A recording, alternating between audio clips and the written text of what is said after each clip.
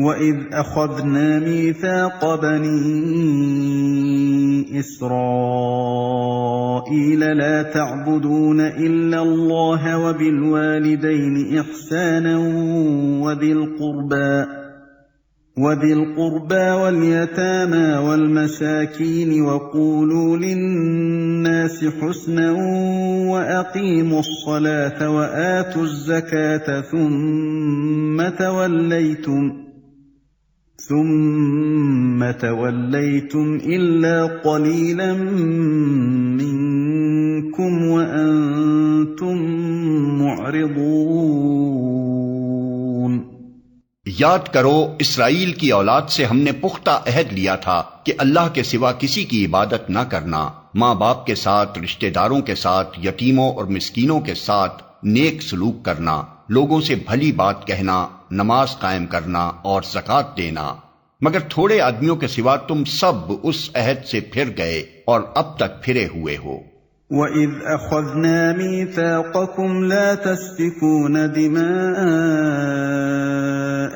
وَلَا تُخْرِجُونَ أَنفُسَكُمْ مِنْ دِيَارِكُمْ ثُمَّ أَقْرَرْتُمْ وَأَنْتُمْ تَشْهَدُونَ۔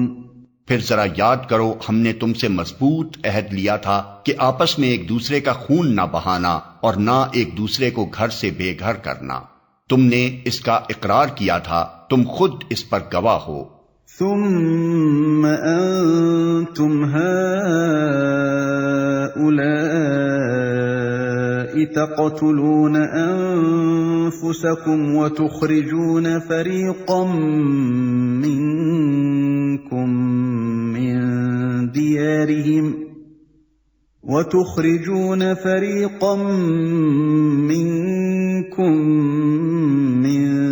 ديارهم تظاهرون عليهم بالإثم والعدوان وإن يأتوكم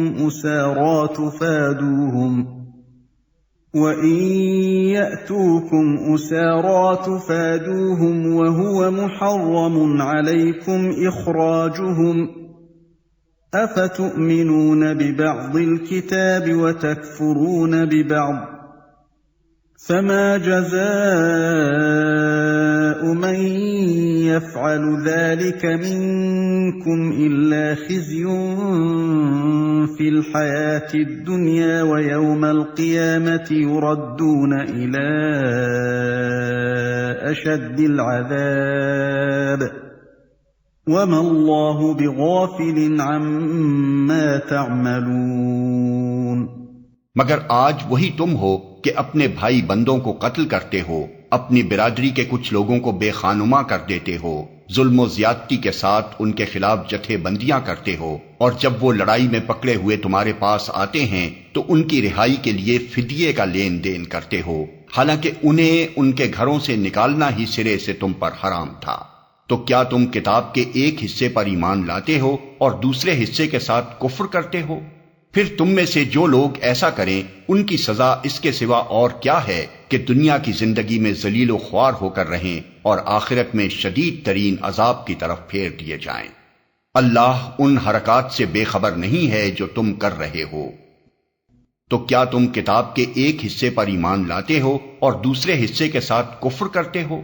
نبی صلی اللہ علیہ وسلم کی آمد سے پہلے مدینے کے اطراف کے یہودی قبائل نے اپنے ہمسایہ عرب قبیلوں اوس اور خزرج سے حلیفانہ تعلقات قائم کر رکھے تھے۔ جب ایک عرب قبیلہ دوسرے قبیلے سے برسر جنگ ہوتا تو دونوں کے حلیف یہودی قبیلے بھی اپنے اپنے حلیف کا ساتھ دیتے اور ایک دوسرے کے مقابلے میں نبرد آزما ہو جاتے۔ یہ فعل صریح طور پر کتاب اللہ کے خلاف تھا اور وہ جانتے بوجھتے کتاب اللہ کی خلاف ورزی کر رہے تھے، مگر لڑائی کے بعد جب ایک یہودی قبیلے کے اسیران جنگ دوسرے یہودی قبیلے کے ہاتھ آتے تھے تو غالب قبیلہ فدیہ لے کر انہیں چھوڑتا اور مغلوب قبیلہ فدیہ دے کر انہیں چھڑاتا تھا، اور اس فدیے کے لین دین کو جائز ٹھہرانے کے لیے کتاب اللہ سے استدلال کیا جاتا تھا۔ گویا وہ کتاب اللہ کی اس اجازت کو تو سراخوں پر رکھتے تھے کہ اسیران جنگ کو فدیہ لے کر چھوڑا جائے، مگر اس حکم کو ٹھکرا دیتے تھے کہ آپس میں جنگ ہی نہ کی جائے۔ أولئك أولئك الذين اشتروا الحياة الدنيا بالآخرة فلا يخفف عنهم العذاب ولا هم ينصرون۔ یہ وہ لوگ ہیں جنہوں نے آخرت بیچ کر دنیا کی زندگی خرید لی ہے، لہذا نہ ان کی سزا میں کوئی تخفیف ہوگی اور نہ انہیں کوئی مدد پہنچ سکے گی۔ وَلَقَدْ آتَيْنَا مُوسَى الْكِتَابَ وَقَفَّيْنَا مِن بَعْدِهِ بِالرُّسُلِ وَآتَيْنَا عِيسَى ابْنَ مَرْيَمَ الْبَيِّنَاتِ وَأَيَّدْنَاهُ بِرُوحِ الْقُدُسِ أَفَكُلَّمَا جَاءَكُمْ رَسُولٌ بِمَا لَا تَهْوَىٰ أَنفُسُكُمُ اسْتَكْبَرْتُمْ فَفَرِيقًا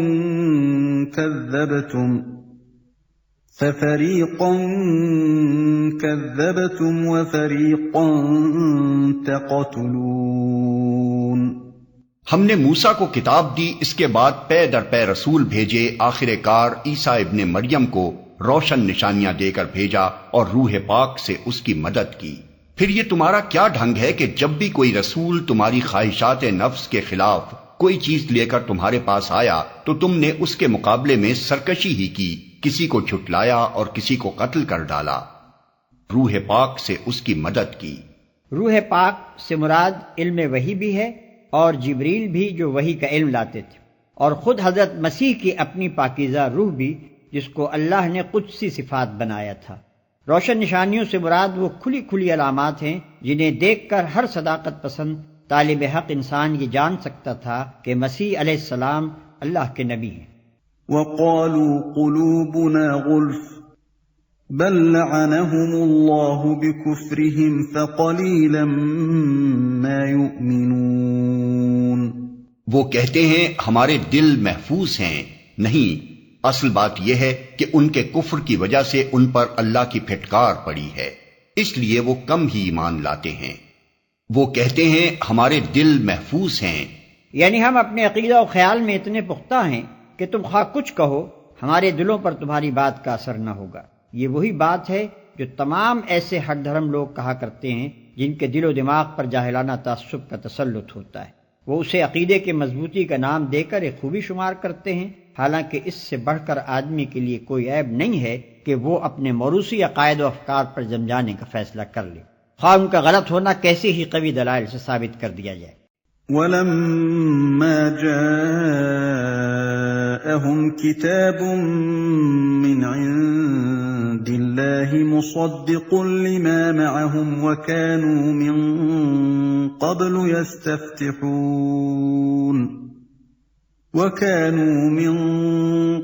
يَسْتَفْتِحُونَ عَلَى الَّذِينَ كَفَرُوا فَلَمَّا جَاءَهُم مَّا عَرَفُوا كَفَرُوا بِهِ فَلَعْنَةُ اللَّهِ عَلَى الْكَافِرِينَ۔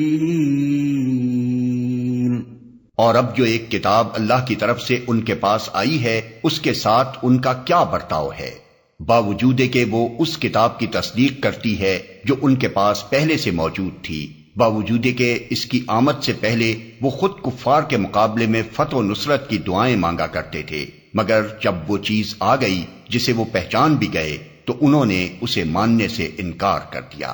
خدا کی لعنت ان منکرین پر، تو انہوں نے اسے ماننے سے انکار کر دیا۔ نبی صلی اللہ علیہ وسلم کی آمد سے پہلے یہودی بے چینی کے ساتھ اس نبی کے منتظر تھے جس کی بعثت کی پیشن گوئیاں ان کے انبیاء نے کی تھیں۔ دعائیں مانگا کرتے تھے کہ جلدی سے وہ آئے تو کفار کا غلبہ مٹے اور پھر ہمارے عروج کا دور شروع ہو۔ خود اہل مدینہ اس بات کے شاہد تھے کہ بعثت محمدی صلی اللہ علیہ وسلم سے پہلے یہی ان کے ہمسایہ یہودی آنے والے نبی کی امید پر جیا کرتے تھے، اور ان کا آئے دن کا تکیہ کلام یہی تھا کہ اچھا اب تو جس کا جی چاہے ہم پر ظلم کر لے، جب وہ نبی آئے گا تو ہم ان سب ظالموں کو دیکھ لیں گے۔ اہل مدینہ یہ باتیں سنے ہوئے تھے، اسی لیے جب نبی صلی اللہ علیہ وسلم کے حالات معلوم ہوئے تو انہوں نے آپس میں کہا کہ دیکھنا کہیں یہ یہودی تم سے بازی نہ لے جائیں، چلو پہلے ہم ہی اس نبی پر ایمان لے آئیں۔ مگر ان کے لیے یہ عجیب ماجرا تھا کہ وہی یہودی جو آنے والے نبی کے انتظار میں گھڑیاں گن رہے تھے، اس کے آنے پر سب سے بڑھ کر اس کے مخالف بن گئے۔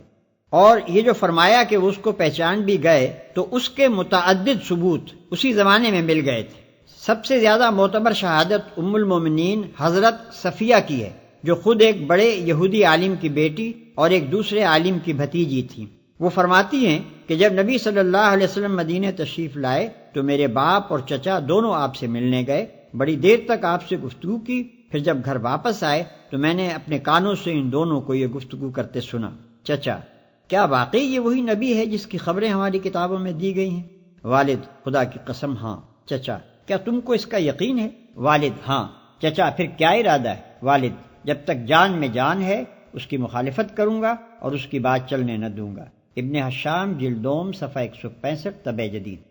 بئس ما اشتروا به أنفسهم أن يكفروا بما أنزل الله بغيا أن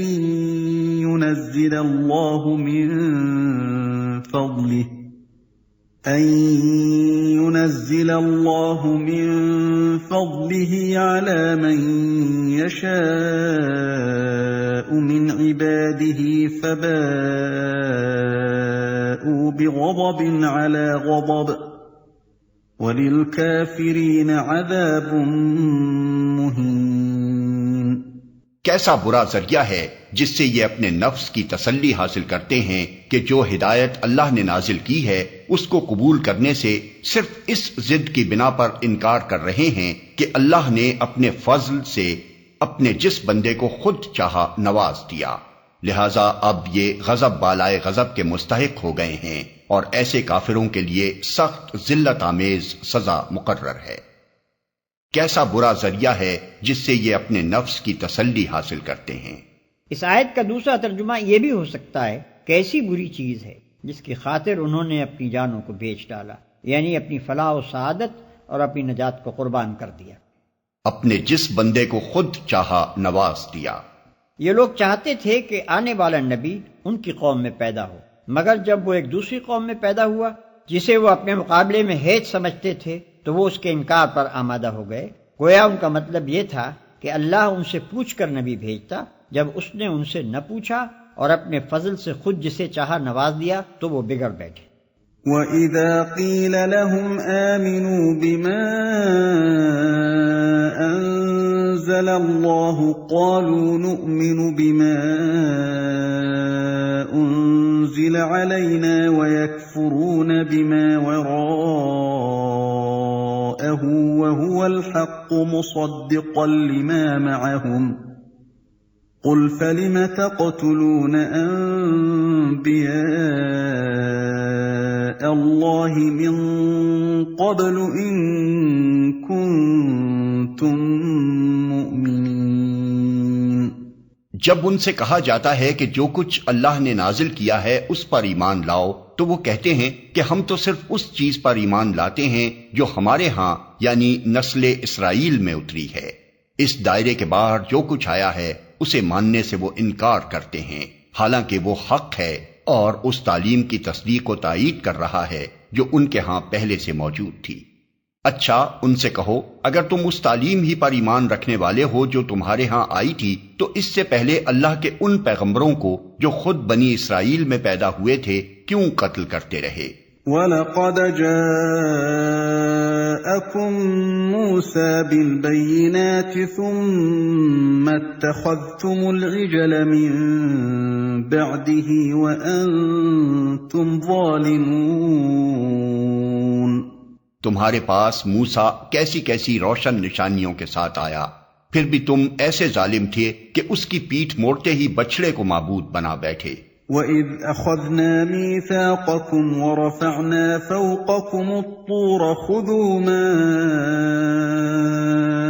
آتَيْنَاكُمْ بِقُوَّةٍ وَاسْمَعُوا قَالُوا سَمِعْنَا وَعَصَيْنَا وَأُشْرِبُوا فِي قُلُوبِهِمُ الْعِجْلَ بِكُفْرِهِمْ قُلْ بِئْسَ مَا يَأْمُرُكُمْ بِهِ ایمانکم ان کنتم مؤمنین۔ پھر ذرا اس میثاق کو یاد کرو جو طور کو تمہارے اوپر اٹھا کر ہم نے تم سے لیا تھا۔ ہم نے تاکید کی تھی کہ جو ہدایات ہم دے رہے ہیں ان کی سختی کے ساتھ پابندی کرو اور کان لگا کر سنو۔ تمہارے اسلاف نے کہا کہ ہم نے سن لیا مگر مانیں گے نہیں، اور ان کی باطل پرستی کا یہ حال تھا کہ دلوں میں ان کے بچڑا ہی بسا ہوا تھا۔ کہو اگر تم مومن ہو تو یہ عجیب ایمان ہے جو ایسی بری حرکات کا تمہیں حکم دیتا ہے۔ قل إن كانت لكم الدار الآخرة عند الله خالصة من دون الناس فتمنوا الموت إن كنتم صادقين۔ ان سے کہو اگر واقعی اللہ کے نزدیک آخرت کا گھر تمام انسانوں کو چھوڑ کر صرف تمہارے ہی لیے مخصوص ہے تب تو تمہیں چاہیے کہ موت کی تمنا کرو، اگر تم اپنے اس خیال میں سچے ہو تب تو تمہیں چاہیے کہ موت کی تمنا کرو۔ یہ ایک تعریض اور نہایت لطیف تعریض ہے ان کی دنیا پرستی پر۔ جن لوگوں کو واقعی دار آخرت سے کوئی لگاؤ ہوتا ہے وہ دنیا پر مرے نہیں جاتے اور نہ موت سے ڈرتے ہیں، مگر یہودیوں کا حال اس کے برعکس تھا اور ہے۔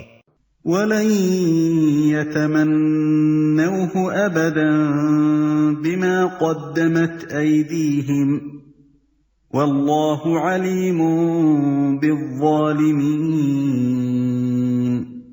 یقین جانو یہ کبھی اس کی تمنا نہ کریں گے، اس لیے کہ اپنے ہاتھوں جو کچھ کما کر انہوں نے وہاں بھیجا ہے اس کا اقتضا یہی ہے کہ یہ وہاں جانے کی تمنا نہ کریں۔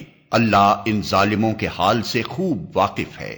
وَلَتَجِدَنَّهُمْ أَحْرَصَ النَّاسِ عَلَى حَيَاةٍ وَمِنَ الَّذِينَ أَشْرَكُوا يَوَدُّ أَحَدُهُمْ لَوْ يُعَمَّرُ أَلْفَ سَنَةٍ وَمَا هُوَ بِمُزَحْزِحِهِ مِنَ الْعَذَابِ أَن يُعَمَّرَ وَاللَّهُ بَصِيرٌ بِمَا يَعْمَلُونَ۔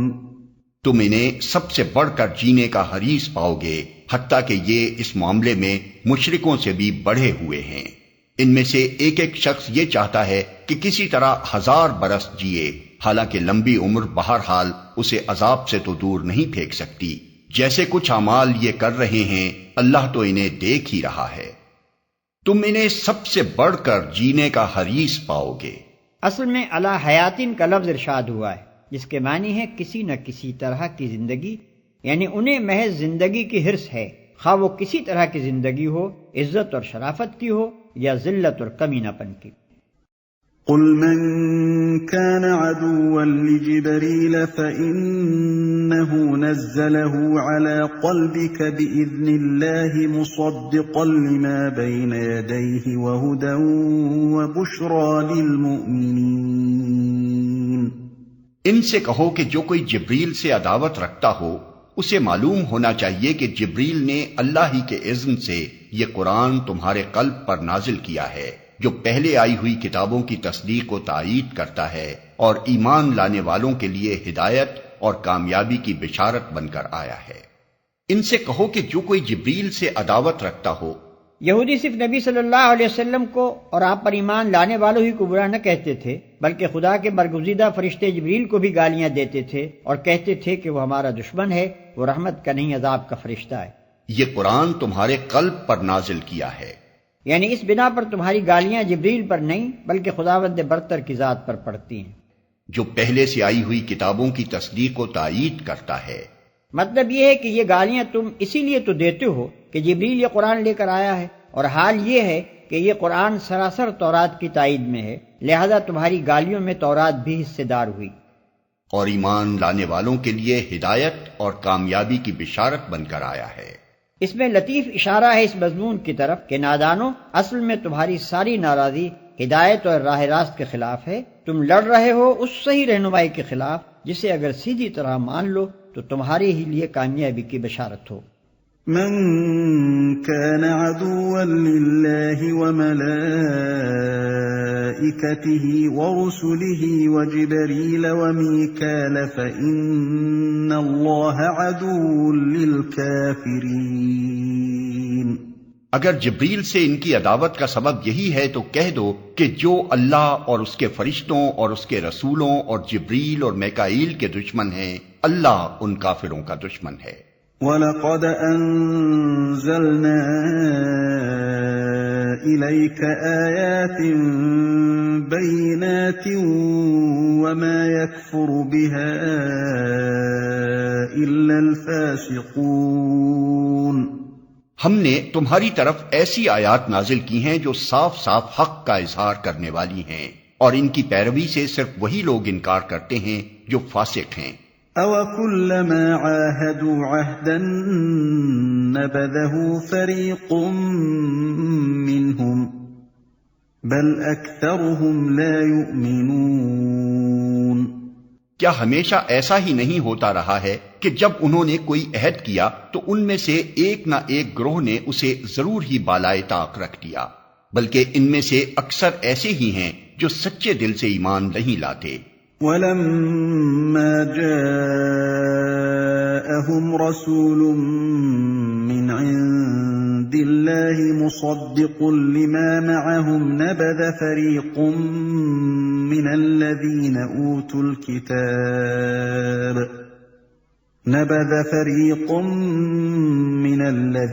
أُوتُوا الْكِتَابَ كِتَابَ اللَّهِ وَرَاءَ ظُهُورِهِمْ كَأَنَّهُمْ لَا يَعْلَمُونَ۔ اور جب ان کے پاس اللہ کی طرف سے کوئی رسول اس کتاب کی تصدیق و تائید کرتا ہوا آیا جو ان کے ہاں پہلے سے موجود تھی، تو ان اہل کتاب میں سے ایک گروہ نے کتاب اللہ کو اس طرح پس پشت ڈالا گویا کہ وہ کچھ جانتے ہی نہیں۔ وَاتَّبَعُوا مَا تَتْلُو الشَّيَاطِينُ عَلَى مُلْكِ سُلَيْمَانَ وَمَا كَفَرَ سُلَيْمَانُ وَلَكِنَّ الشَّيَاطِينَ كَفَرُوا يُعَلِّمُونَ النَّاسَ السِّحْرَ وَمَا أُنزِلَ عَلَى الْمَلَكَيْنِ بِبَابِلَ هَارُوتَ وَمَارُوتَ وَمَا يُعَلِّمَانِ مِنْ أَحَدٍ حَتَّى يَقُولَا إِنَّمَا نَحْنُ فِتْنَةٌ فَلَا تَكْفُرْ فَيَتَعَلَّمُونَ مِنْهُمَا مَا يُفَرِّقُونَ بِهِ بَيْنَ الْمَرْءِ وَزَوْجِهِ وَمَا هُمْ بِضَارِّينَ بِهِ مِنْ أَحَدٍ إِلَّا بِإِذْنِ اللَّهِ وَيَتَعَلَّمُونَ مَا يَضُرُّهُمْ وَلَا يَنفَعُهُمْ وَلَقَدْ عَلِمُوا لَمَنِ اشْتَرَاهُ مَا لَهُ فِي الْآخِرَةِ مِنْ خَلَاقٍ وَلَبِئْسَ مَا شَرَوْا بِهِ أَنفُسَهُمْ لَوْ كَانُوا يَعْلَمُونَ۔ اور لگے ان چیزوں کی پیروی کرنے جو شیاطین سلیمان کی سلطنت کا نام لے کر پیش کیا کرتے تھے، حالانکہ سلیمان نے کبھی کفر نہیں کیا۔ کفر کے مرتکب تو وہ شیاطین تھے جو لوگوں کو جادوگری کی تعلیم دیتے تھے۔ وہ پیچھے پڑے اس چیز کے جو بابل میں دو فرشتوں ہاروت و ماروت پر نازل کی گئی تھی، حالانکہ وہ فرشتے جب بھی کسی کو اس کی تعلیم دیتے تھے تو پہلے صاف طور پر متنبہ کر دیا کرتے تھے کہ دیکھ، ہم محض ایک آزمائش ہیں، تو کفر میں مبتلا نہ ہو۔ پھر بھی یہ لوگ ان سے وہ چیز سیکھتے تھے جس سے شوہر اور بیوی میں جدائی ڈال دیں۔ ظاہر تھا کہ اذن الہی کے بغیر وہ اس ذریعے سے کسی کو بھی ضرر نہ پہنچا سکتے تھے، مگر اس کے باوجود وہ ایسی چیز سیکھتے تھے جو خود ان کے لیے نفع بخش نہیں بلکہ نقصان دہ تھی، اور انہیں خوب معلوم تھا کہ جو اس چیز کا خریدار بنا اس کے لیے آخرت میں کوئی حصہ نہیں۔ کتنی بری متاع تھی جس کے بدلے انہوں نے اپنی جانوں کو بیچ ڈالا، کاش انہیں معلوم ہوتا۔ جو شیاطین سلیمان کی سلطنت کا نام لے کر پیش کیا کرتے تھے۔ شیاطین سے مراد شیاطین جن اور شیاطین انس دونوں ہو سکتے ہیں، اور وہ دونوں ہی یہاں مراد ہیں۔ جب بنی اسرائیل پر اخلاقی و مادی انحطاط کا دور آیا اور غلامی، جہالت، نکبت و افلاس اور ذلت و پستی نے ان کے اندر کوئی بلند حوصلگی و اولو العزمی باقی نہ چھوڑی، تو ان کی توجہات جادو، ٹونے اور طلسمات و عملیات اور تعویذ گنڈوں کی طرف مبذول ہونے لگیں۔ وہ ایسی تدبیریں ڈھونڈنے لگے جن سے کسی مشقت اور جد و جہد کے بغیر محض پھونکوں اور منتروں کے زور پر سارے کام بن جایا کریں۔ اس وقت شیاطین نے ان کو بہکانا شروع کیا کہ سلیمان علیہ السلام کی عظیم الشان سلطنت اور ان کی حیرت انگیز طاقتیں تو سب کچھ چند نقوش اور منتروں کا نتیجہ تھیں، اور وہ ہم تمہیں بتائے دیتے ہیں۔ چنانچہ یہ لوگ نعمت غیر مترقبہ سمجھ کر ان چیزوں پر ٹوٹ پڑے، اور پھر نہ کتاب اللہ سے ان کو کوئی دلچسپی رہی اور نہ کسی دائی حق کی آواز انہوں نے سن کر دی۔ ہم محض ایک آزمائش ہیں، تو کفر میں مبتلا نہ ہو۔ اس آیت کی تعویل میں مختلف اقوال ہیں، مگر جو کچھ میں نے سمجھا ہے وہ یہ ہے کہ جس زمانے میں بنی اسرائیل کی پوری قوم بابل میں قیدی اور غلام بنی ہوئی تھی، اللہ تعالیٰ نے 2 فرشتوں کو انسانی شکل میں ان کی آزمائش کے لیے بھیجا ہوگا۔ جس طرح قوم لوط کے پاس فرشتے خوبصورت لڑکوں کی شکل میں گئے تھے، اسی طرح ان اسرائیلیوں کے پاس وہ پیروں اور فقیروں کی شکل میں گئے ہوں گے۔ وہاں ایک طرف انہوں نے بازار ساحری میں اپنی دکان لگائی ہوگی، اور دوسری طرف وہ اتمام حجت کے لیے ہر ایک کو خبردار بھی کر دیتے ہوں گے کہ دیکھو ہم تمہارے لیے آزمائش کی حیثیت رکھتے ہیں، تم اپنی عاقبت خراب نہ کرو۔ مگر اس کے باوجود لوگ ان کے پیش کردہ عملیات اور نقوش اور تعویذات پر ٹوٹے پڑتے ہوں گے۔ فرشتوں کے انسانی شکل میں آ کر کام کرنے پر کسی کو حیرت نہ ہو، وہ سلطنت الہی کے کار پرداز ہیں۔ اپنے فرائض منصبی کے سلسلے میں جس وقت جو صورت اختیار کرنے کی ضرورت ہوتی ہے وہ اسے اختیار کر سکتے ہیں۔ ہمیں کیا خبر کہ اس وقت بھی ہمارے گرد و پیش کتنے فرشتے انسانی شکل میں آ کر کام کر جاتے ہوں گے۔ رہا فرشتوں کا ایک ایسی چیز سکھانا جو بجائے خود بری تھی، تو اس کی مثال ایسی ہے جیسے پولیس کے بے وردی سپاہی کسی رشوت خوار حاکم کو نشان زدہ سکے اور نوٹ لے جا کر رشوت کے طور پر دیتے ہیں تاکہ اسے عین حالت ارتکاب جرم میں پکڑیں اور اس کے لیے بے گناہی کے عذر کی گنجائش باقی نہ رہنے دیں۔ یہ لوگ ان سے وہ چیز سیکھتے تھے جس سے شوہر اور بیوی میں جدائی ڈال دیں۔ مطلب یہ ہے کہ اس منڈی میں سب سے زیادہ جس چیز کی مانگ تھی وہ یہ تھی کہ کوئی ایسا عمل یا تعویذ مل جائے جس سے ایک آدمی دوسرے کی بیوی کو اس سے توڑ کر اپنے اوپر عاشق کر لے۔ یہ اخلاقی زوال کا وہ انتہائی درجہ تھا جس میں وہ لوگ مبتلا ہو چکے تھے۔